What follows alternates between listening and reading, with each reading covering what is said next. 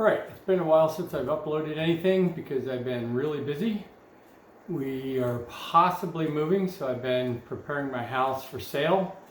We put an offer on another property, but it has not been accepted yet.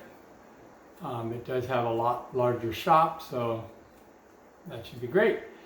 If it goes through, I'll certainly update you.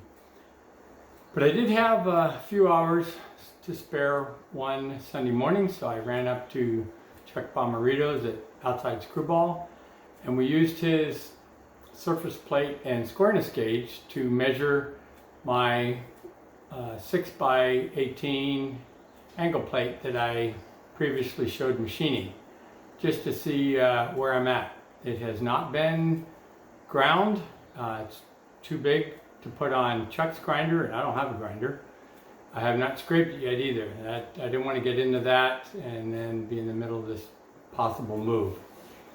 So I did record a short clip and while I was up there, and I'll show you that now. All right, I'm over at Chuck's Outside Screwball, and we're measuring this 90-degree angle plate that I made or machined. And we're going to look at how accurate it was. Came out, so right there we're right at 0. And we're going to come out to the end here.